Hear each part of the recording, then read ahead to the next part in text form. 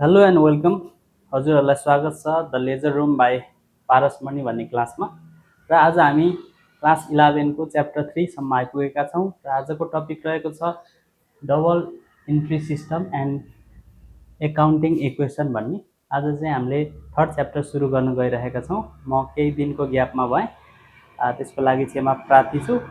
र आज चाहिँ हामीले यो च्याप्टरमा हामीले के कभर गर्छौँ भन्ने कुरा जानौँ है। पहिला सुरुमा रहेको छ meaning of double entry book keeping system.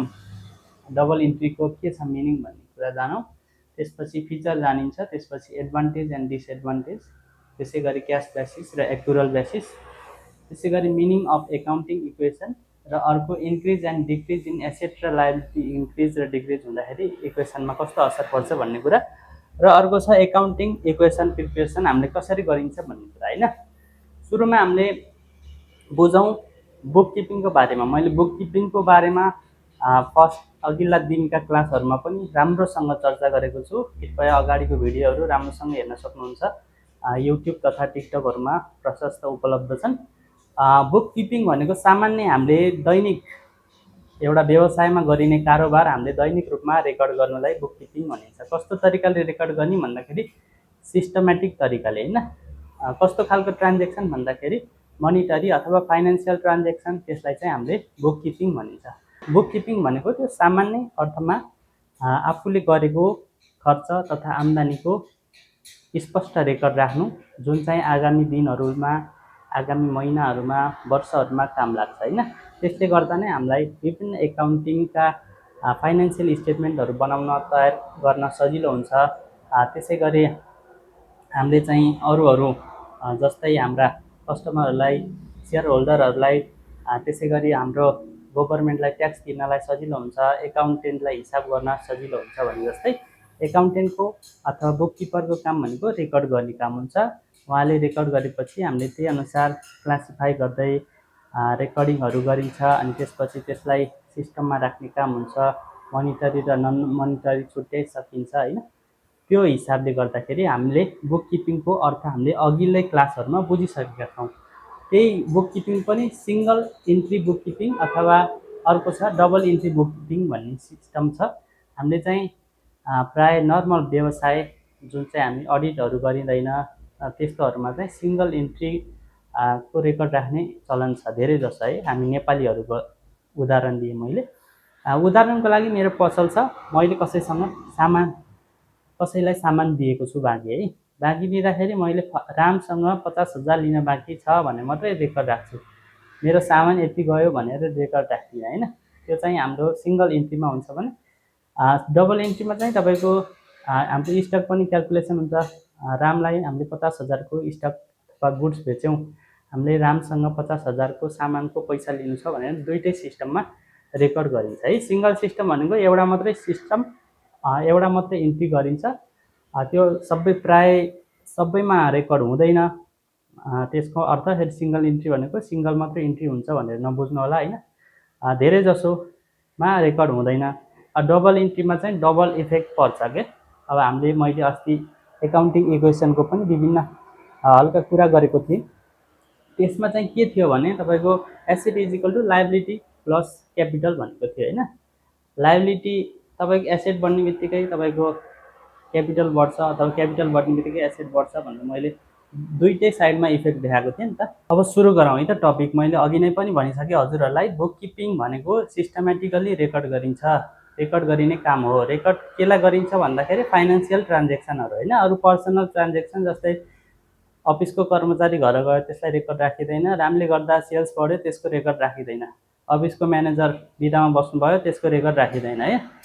त्यही नै हो, हामीले सबै ट्रान्जेक्सनहरू सम्झेर साध्य हुँदैन। 2 दिन सम्झेला, 4 दिन सम्झेला, तर महिनाभरिको वर्षभरिको हामीले सम्झेर साध्य हुँदैन। त्यसैले हामीले बुक किपिङको सिस्टम चाहिँ अवधारणा गरेका छौँ होइन।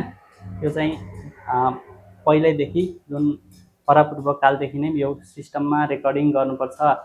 यो रेकर्ड फाइनेन्सियल ट्रान्जेक्सन रेकर्ड गर्नुपर्छ, नन फाइनेन्सियल ट्रान्जेक्सन रेकर्ड गर्नु हुँदैन भनेर एउटा बुक किपिङको सिस्टम बनाउनु भएको छ होइन। सबै कुरा सम्झेर साध्य हुँदैन, सबै कुरा महत्त्वपूर्ण पनि हुँदैन। महत्त्वपूर्ण कुरा र सम्झिने जुन चाहिँ पैसासँग सम्बन्धित छ त्यसलाई चाहिँ बुक किपिङ रेकर्ड राख्ने कामलाई बुक किपिङ भनिन्छ होइन। अब बुक किपिङको पनि दुईवटा प्रकार छ, एउटा single entry book keeping system छ, अर्को double entry book keeping system छ है। सुरुमा कुरा गरौँ सिङ्गल इन्ट्री बुक किपिङ सिस्टमको। मैले अघि नै हल्का डिफिनेसन त मैले भनिदिइसकेँ, यो भनेको इन्कम्प्लिट ट्रान्जेक्सन हो। यसमा चाहिँ एउटा एस्पेक्ट मात्रै रेकर्ड राखिन्छ होला प्रायः जस्तो, तर ड्युअलिटी अथवा ड्युअलिटी भनिन्छ त्यसलाई चाहिँ रेकर्ड राखिँदैन, दुईवटा इफेक्टको रेकर्ड राखिँदैन। यसमा प्रायः जसो सिङ्गल रेकर्ड राखिन्छ भन्ने कुरा मैले अघि नै भनिसकेको थिएँ। त्यही नै हो, ट्रान्जेक्सनको कम्प्लिट रेकर्ड राखिँदैन। ट्रान्जेक्सन हुन्छ रामले 50,000 को सामान बाँकी लग्यो, अब हामीले रामसँग 50,000 लिनुपर्ने छ भनेर मात्रै रेकर्ड राखिन्छ होइन, सामान 50,000 को गयो भनेर लेखिँदैन क्या। अरू एउटा एस्पेक्ट मात्र रेकर्ड हुनसक्छ, मैले अघि नै भनिसकेँ त्यहाँ त दुईवटा एस्पेक्ट भएको नि, 50,000 को त सामान पनि घटेको छ, रामसँग पैसा पनि लिन बाँकी छ, तर हामीले रामसँग पैसा लिन बाँकी छ भनेर मात्रै रामको खातामा सामान लगेको भनेर यति रेकर्ड राखिन्छ है।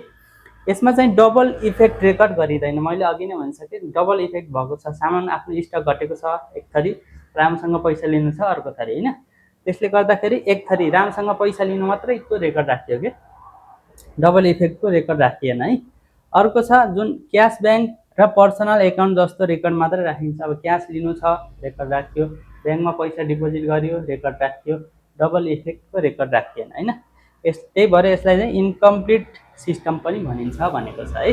अब हामी एकदम सजिलो इक्जाम्पलहरूबाट बुझ्नेछौँ, कृपया ध्यान दिएर हेर्नुहोस् है। इक्जाम्पल 4-5 वटा छन्, सजिलो पनि छन्, हजुरहरूले एकदम सजिलोसँग बुझ्न सक्नुहुन्छ है। सुरुमा इक्जाम्पल 1बाट हेरौँ। Pranav traders sold RS 20,000 of goods to Paras on credit. Pranav traders भन्ने एउटा ट्रेडर्सले पारस भन्ने एकजना व्यक्तिलाई रु 20,000 को सामान बाँकी दिनुभयो होइन। यसमा चाहिँ के भयो भन्दाखेरि डबल इफेक्ट भयो नि त।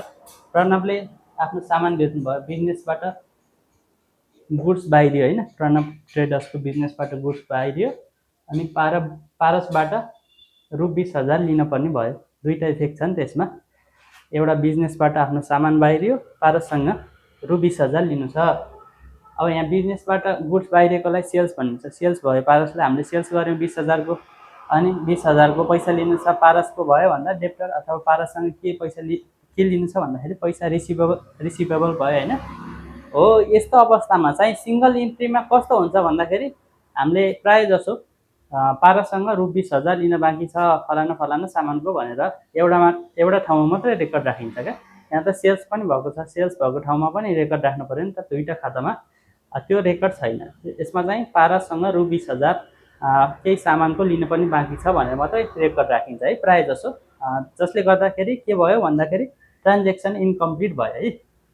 त्यस्तै अर्को इक्जाम्पलबाट बुझौँ, क्रेडिट पर्चेज। अब मेरो दोकान छ, मैले क्रेडिट पर्चेज कुनै हरि ट्रेडर्स भन्नेबाट मैले 30,000 को सामान लिएँ है। इक्जाम्पल त्यही छ, business purchase RS 30,000 of goods from Hari traders on credit. यहाँ के भयो, दुईवटा इफेक्ट के भयो भन्दाखेरि हरि ट्रेडर्स हाम्रो लागि क्रेडिटर्स हुनुभयो होइन, हाम्रो पसलको लागि अथवा बिजनेसको लागि हामीले चाहिँ हरि ट्रेडर्सलाई कति दिनु छ 30,000।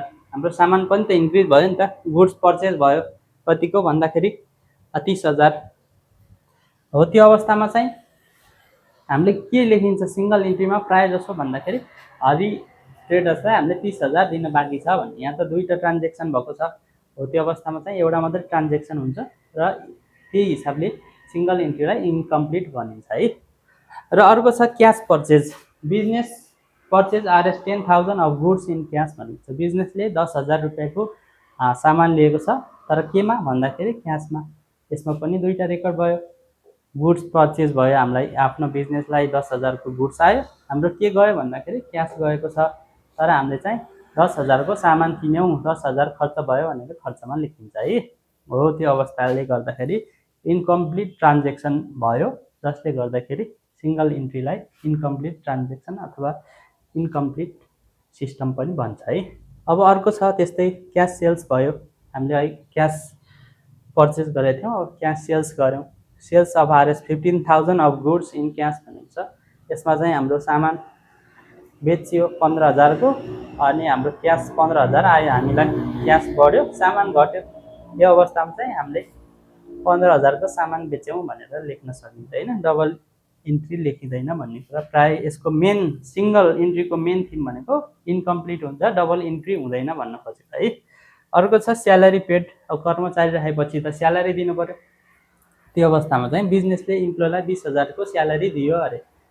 यसमा चाहिँ स्यालेरी खर्च भयो हाम्रो 20,000 को, अनि क्यास हामीसँग गयो 20,000 को है। यसले गर्दा दुईटा इफेक्ट हुनुपर्ने हो, स्यालेरी अनि क्यासमा। हामीले चाहिँ रामलाई 20,000 को तलब दियो भनेर मात्रै एउटा इन्ट्री राखिन्छ। मैले चाहिँ एउटा मात्रै इन्ट्री हुन्छ, एउटा मात्रै इन्ट्री हुन्छ भनेर अघि नैदेखि भनेको छु। यसको मेन उद्देश्य तपाईँको किताबमा त्यही छ, त्यो हिसाबले एउटा मात्रै इन्ट्री हुँदो रहेछ भन्ने प्राय तपाईँको दिमागमा नजाओस्। तर यसको मेन थिम भनेको इन्कम्प्लिट हुन्छ प्राय। अब तपाईँको यहाँ त 5वटा ट्रान्जेक्सन भयो नि त, उदाहरणको लागि एउटै कम्पनीबाट भएको रहेछ भने अब यसमा त 10वटा इफेक्ट हुनुपर्ने, यसमा 5वटा मात्र भयो। त्यो हिसाबले इन्कम्प्लिट भन्न खोजेको है। इन्कम्प्लिट ट्रान्जेक्सन हुन्छ, त्यसले गर्दाखेरि त्यसले ड्युअल इफेक्ट दिँदैन र इन्कम्प्लिट हुने भएकोले त्यसलाई चाहिँ प्राय मानिँदैन, डबल इफेक्ट नै हुनुपर्छ भनेर बुझ्न सक्नुहुन्छ है। अब डिफ्रेन्समा के भन्ने भन्दाखेरि अब सिङ्गलमा सिङ्गल इन्ट्री हुन्छ, डबलमा डबल इन्ट्री, सिङ्गलमा इन्कम्प्लिट हुन्छ, डबलमा कम्प्लिट भनेर सिम्पल भाषामा लेख्न सक्नुहुन्छ है। यसको अर्थ फेरि सिङ्गलमा सिङ्गलै इन्ट्री हुन्छ भनेर त्यसमा घोकेर चाहिँ नबस्नु। तर इन्कम्प्लिट ट्रान्जेक्सन पुरा भए पनि इन्कम्प्लिट रेकर्ड राखिन्छ भनेर सामान्य अर्थमा बुझ्नुहोस् है त। अब कुरा गरौँ डबल इन्ट्री सिस्टम है। अघिसम्म सिङ्गल इन्ट्रीको कुरा गरिरहेका थियौँ। सिङ्गल भनेको इन्कम्प्लिट ट्रान्जेक्सन अथवा इन्कम्प्लिट रेकर्ड राखिने सिस्टमलाई सिङ्गल इन्ट्री भनिन्छ भने डबल इन्ट्री सिस्टम भनेको डबल फुल इफेक्ट भयो। त्यसमा चाहिँ दुईटै साइड दुईटै एस्पेक्टको रेकर्ड राखिन्छ भन्ने कुरा नै हो है। सिम्पल छ, सिङ्गलमा इन्कम्प्लिट हुन्छ, डबलमा कम्प्लिट फिगर देखाउँछ भन्ने कुरा है। यसलाई चाहिँ सम्झिनलाई डबल सम्झिनै सजिलो छ है। डबल भनेको दुईटा इफेक्ट हुन्छ भनेर सम्झिनुहोस्। ड्युअलिटी भनेको पनि त्यही दुईटा भयो। तपाईँलाई ड्युअलिटी कन्सेप्ट थाहा होला नि हैन। त्यसमा मैले अघिल्लै कन्भेन्सन र प्रिन्सिपल्सहरूको विषयमा पढाउँदाखेरि भनेको थिएँ। ड्युअलिटी इफेक्ट भनेको हरेक ट्रान्जेक्सनको दुईवटा इफेक्ट हुन्छ।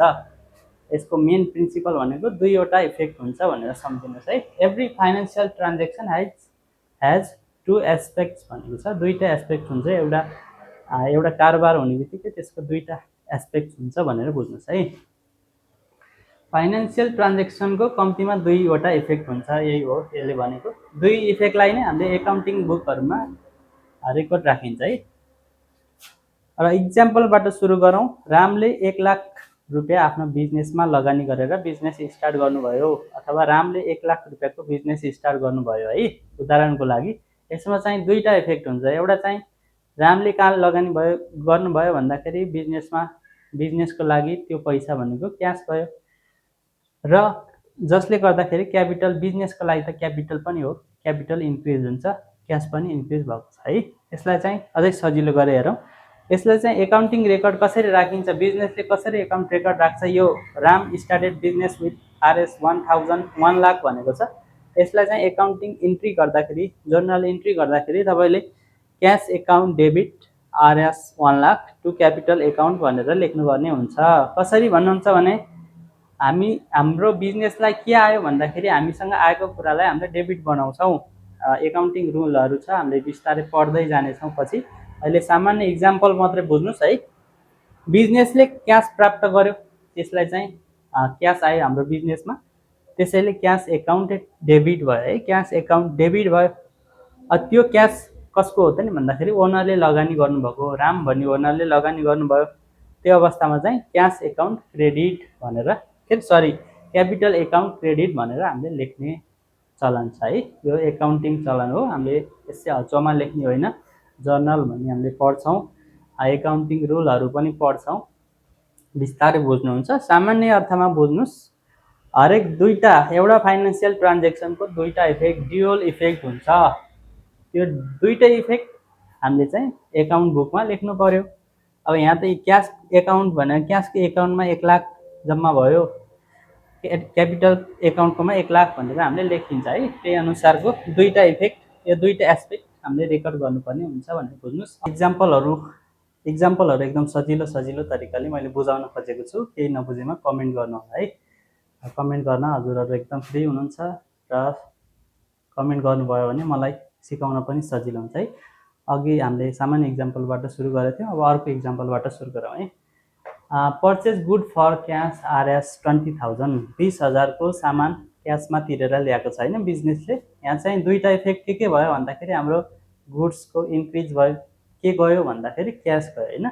अब एकाउन्टिङ बुक अथवा जर्नलमा हामीले कसरी रेकर्ड गरिन्छ भन्दा हामीसँग के आयो भन्दाखेरि गुड्स इन्क्रिज भयो होइन। अब गुड्स भनेको त गुड्स भनेर लेखिँदैन, यसलाई सामान्य अर्थमा पर्चेज भनिन्छ। खरिद गरिएको खातामा रु 20,000 भनेर लेखिन्छ। टु क्यास एकाउन्ट भनेर 20,000 गएको भनेर यसरी लेखिन्छ है। 20,000 purchase account debit 20,000 to cash account भनेर जर्नलमा लेखिन्छ है। अर्को छ purchase goods on credit from हरिबाट 30,000 को हामीले सामान किनेर रहेछ आफ्नो बिजनेसलाई अथवा आफूलाई आफ्नो बिजनेसलाई, त्यसलाई चाहिँ कसरी रेकर्ड गर्ने। यसमा दुईवटा इफेक्ट के भएको छ भन्दाखेरि 30,000 को सामान हाम्रो गुड्स पर्चेज भयो, गुड्स इन्क्रिज भयो र हामीले हाम्रो क्यास त गएको छैन नि त, क्यास तिर्न बाँकी छ। हाम्रो लागि को इन्क्रिज हुनुभयो भन्दाखेरि क्रेडिटर्स अथवा हरि। यसलाई चाहिँ कसरी रेकर्ड गर्ने भन्नु होला। यसलाई पनि त्यही हो, पर्चेज एकाउन्ट हाम्रो पर्चेज बढ्यो, अब क्यास हामीले तिरिसकेका छैनौँ, त्यो हिसाबले हाम्रो क्रेडिटर्स लेख्नुपर्ने हुन्छ।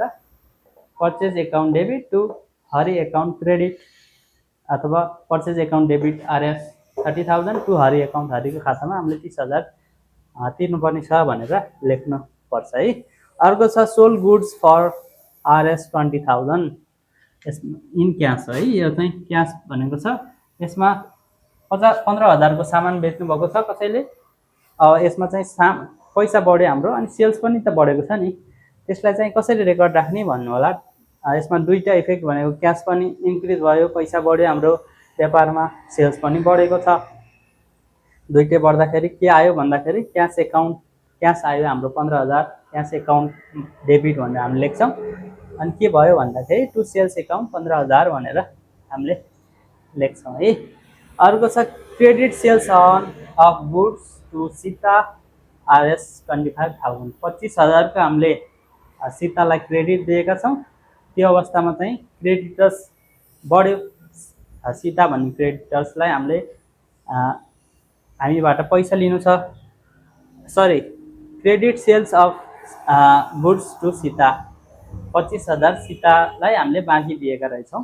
हाम्रो पैसा आउनु कति छ 25,000 कोबाट भन्दाखेरि सीता को हुनुभयो हाम्रो लागि डेप्टर्स हुनुभयो होइन। डेप्टर्स भनेको हाम्रो एकाउन्ट रिसिभेबल, एकाउन्ट आउने अथवा के अरे पैसा आउनेवाला मान्छे अथवा संस्था है।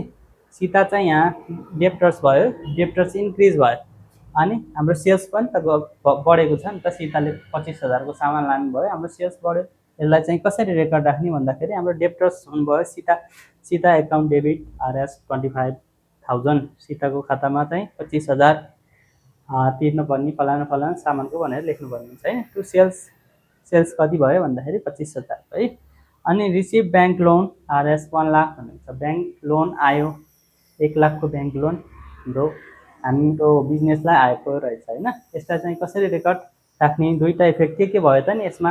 ड्युअल इफेक्ट भन्नुभयो दाइले, सरले भन्नु होला।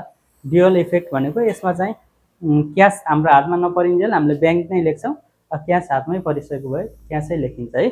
त्यसमा चाहिँ क्यास अथवा ब्याङ्क इन्क्रिज भएको छ र ब्याङ्क लोन पनि इन्क्रिज भएको छ। ब्याङ्क अथवा क्यास एकाउन्ट डेबिट भनेर 1 लाख लेखिन्छ, त्यसै गरी टु ब्याङ्क लोन भनेर क्रेडिट साइडमा 1 लाख भनेर लेखिन्छ होइन। सजिलो छ। ड्युअल इफेक्ट भनेको तिम्रो ड्युअल इफेक्ट भनेको डबल इन्ट्री सिस्टम भयो अनि सिङ्गल इन्ट्री सिस्टममा चाहिँ इन्कम्प्लिट रेकर्ड हुन्छ। इन्कम्प्लिट सिस्टम हो भनेर त्यसलाई बुझ्न सक्नुहुन्छ है। सामान्य अर्थमा हामीले चाहिँ एकाउन्टिङका हरेक रेकर्डहरू चाहिँ डबल इन्ट्री नै गर्छौँ। हरेक फाइनेन्सियल ट्रान्जेक्सनको कम्तीमा पनि दुईवटा इफेक्ट हुन्छ भनेर सम्झिनुपर्ने हुन्छ हजुरहरूले। र रेकर्ड राख्दा, जर्नल राख्दा जहिले पनि दुईवटा एस्पेक्टहरूको रेकर्ड राखिन्छ भनेर पनि सम्झिनुहोस् है। हस् त, आजलाई यति नै थियो। केही क्वेरिजहरू छ भने प्लिज कमेन्ट गर्न नबिर्सिनु होला।